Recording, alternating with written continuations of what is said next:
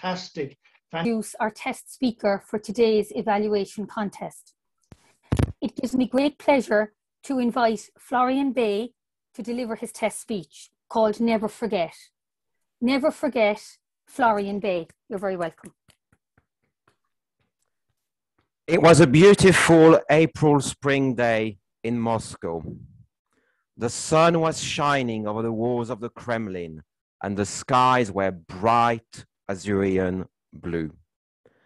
I, with dozens of Muscovites, sat silently the carefully orchestrated ceremony of the changing of the guard by the eternal flame. And as I watched the flame, the weight of history suddenly hit me, and I felt quite emotional. Contest chair, fellow members, and most welcome guest. 27 millions. 27 millions men, women, and child. Over 5 times the population of Ireland. Such is the human cost of World War II, borne by the people of Russia, Ukraine, Belarus, and countries of the former Soviet Union. 27 million people. The scale of such human losses is very difficult to comprehend and very often ignored and forgotten here in the West. Most people don't know much history after all, but it is a history that nevertheless shaped who we are today. The conquest of the Soviet Union in the Second World War was a major strategic goal of Germany. It was to be the prize that would enable German domination over the whole of Europe forever. A Third Reich that would last 1,000 years and dominate the globe. The rich lands of Ukraine, the fertile lands, were to provide food to feed a booming German population. The coal, iron ore, and metals of Russia were to provide materials for the industrial machines.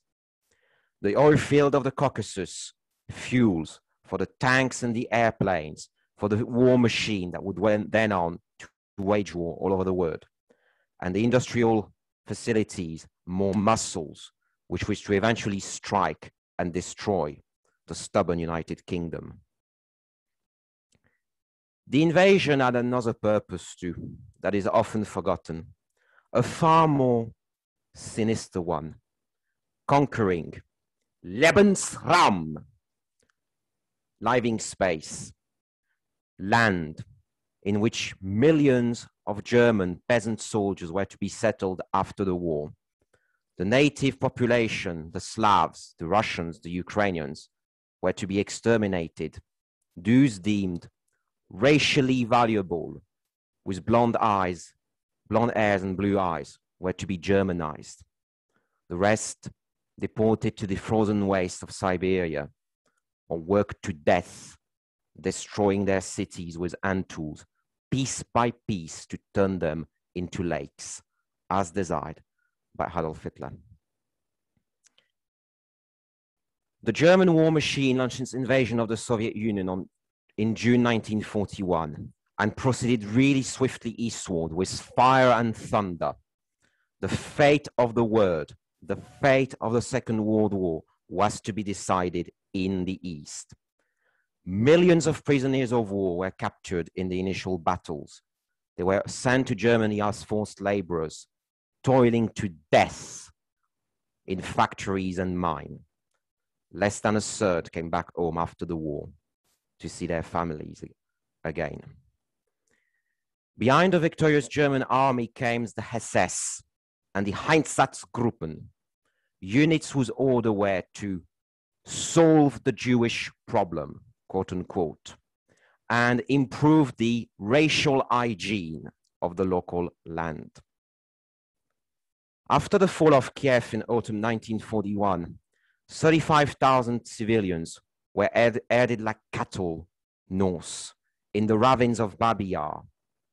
There, over a period of 2 days, they were shot to death, one at a time, and their bodies thrown into the ravines.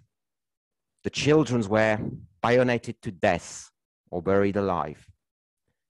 The German military command deemed that such killing methods were quite inefficient and bad for morale, because the soldiers had to look into their victims' eyes just before they were killing them. Eventually, they switched to gas and the extermination camps that we know about. Despite this horror, the Soviet Union resisted fiercely. Factories that were slated to be conquered were evacuated piece by piece eastwards to Siberia and the Kazakh steppes and rebuilt. On the home front, civilians toiled on starvation rations for 12 hours, building tanks, guns, planes, and artillery shell to equip the army and eventually turn the tide. Eventually, some help came from the West, a little bit from the UK at first, and then a flood from the United States. But that flood of help only came into being in 1943, after the tide were already been turned in the Battle of Stalingrad. The city of Leningrad, today is known as St. Petersburg, suffered a siege of 2.5 years, during which 3 million inhabitants survived on 2 slices of bread a day. 1.5 million starved to death and lost their lives.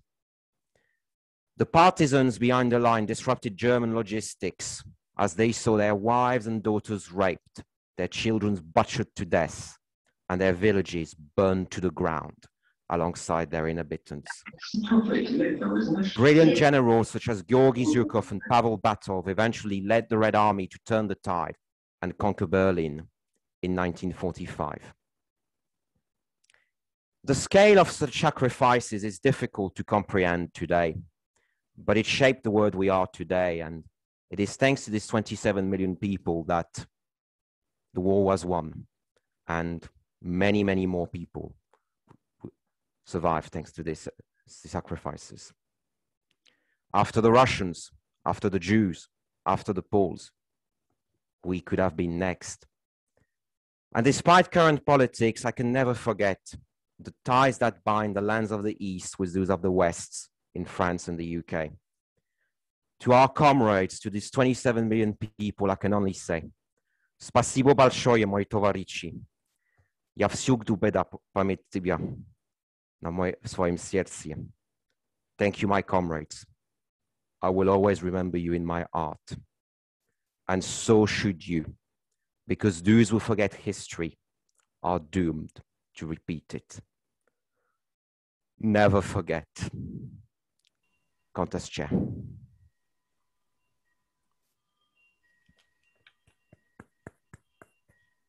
Thank you, Florian, for being our test speaker for today's competition. Can I now ask if our Zoom masters can put our 7 contestants along with our Sergeant at Arms into a breakout room, please? And if the Sergeant at Arms can time 5 minutes for while they're in there to write up their evaluations, please. Contest Chair, can I just bring one thing to each of the evaluators' attention, please? The timer reports that the time for the speech was 7 minutes and 45 seconds.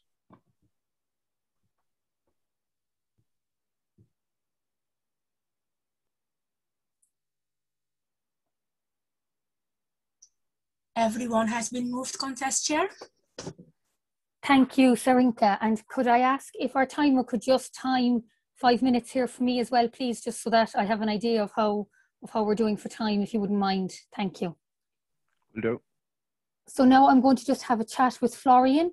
If you want to turn your camera back on there, Florian, please, and we can have a chat. Hi, Florian. Thank you for that wonderful speech. I really enjoyed it. Can I ask you just to let us know what club you're in or what clubs you're in and when you joined Toastmasters, please?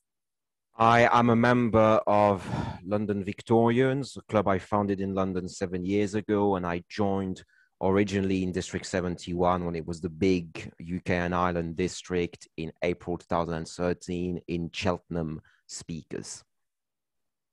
Very good. And you said you joined in 2013 because you had social anxiety and you wanted to overcome that. I wanted to get better, yeah. wanted to meet more people, Mm-hmm. wanted to get myself out of my bedrooms. Very good. Amongst other things. And you said that it has changed your life. I think a lot of Toastmasters can attest to that. Would you like just to talk a little bit about how you feel it has changed your life? I think for me, it's really the gift of confidence in social situation, making friends, meeting people, finding yourself in like unfamiliar situation, but feeling kind of in control and as if you can have an handle on things and not kind of stressing too much. And it really crept out in various areas of my life over a number of years. That's fine. Well, I haven't logged in because Sheila said you don't need to. That's okay. We all have some login issues sometimes, madam. But yeah, it just really crept out in various areas of my life. And it's been interesting to see the transformation. Yeah, I would agree with that. It's, you know, I can relate to some of the things that you've said there in relation to how it has helped you get a handle on situations and deal with them a bit better. I have a note here that you have your own training company. Do you want to tell us about that and what you do? And yes, I kind of have my own company, Speak to Lead. It's public speaking and leadership training. It's a bit inactive at the moment, but I'm currently working on some online course. I still do one-to-one training. I do quite a bit of blogging on the website. I try and post something new at least once a week. There might be something, but later this afternoon, I recently interviewed a storyteller. People can check it out. I mean, I'll share the link in the chat later today. But no, it's an interesting adventure. That would be great. Please do share the link because I think many of us would like to have a look at that website. The last year and a bit has been a little strange for all of us Toastmasters, and I know when we started online, I kind of wasn't quite sure of the idea, but because obviously we all join to speak up at the top of a room and feed off the energy of those that are sitting in front of us. But as an experienced Toastmaster, how have you found being online for the last Well, I'm still adjusting to it in some ways. I mean, my camera setup isn't the best one, I know, but I'm not in a room where I could have a green screen behind me and so on. And what I'm kind of thinking of doing is I would have to turn things like 90 degrees and have a camera on a tripod or something like that. But I'm looking to do that in the next few weeks, just as an experiment and an investment. The online thing for me is really being able to visit people and clubs in other parts of the world, being in Ireland virtually. I've never been in Ireland physically, but I hope to change that quite soon. I'm going to be in another contest tomorrow for the Southern European District. I do stuff with Toastmaster friends in Poland pretty regularly. I've been to the Moscow Club a few times now as well. That really has opened doors, and it's really inspiring and exciting. That's excellent. And I think that's the one thing that I've taken from this year as well, is the ability to be able to go to clubs that we never could have dreamt of going to due to distance or time constraints. So I think that's excellent also. Is there anything that you see as a disadvantage of being online, and that the hankering for going back to that you can't wait to do when we go back to in-person meetings? To me, the biggest problem, I think, is seeing audience's reaction. I can even relate to that speech. I was looking straight at the camera all the time, and when we look straight at something, our minds naturally just focus on the thing. So we don't really see what's going on elsewhere in our field of vision. I mean, laughter and rhetorical question or even involving the audience, all of this is a lot more difficult online. The only way it will be possible to do this online, I think, in the future is when we're going to have holograms of some value sort, but we're looking at something in 10 to 15 to 20 years time. For sure, 5 minutes. Challenge. Great, thank you, Tom. I agree, Florian. I think there's nothing like standing up at the top of a room and seeing everybody's reactions and feeling the energy. So I think we're all looking forward to going back to that time. I think our 5 minutes is up. Yep. So thank you so much for speaking to me, and thanks you again for delivering a great test speech for us. Sarinka, can I just confirm that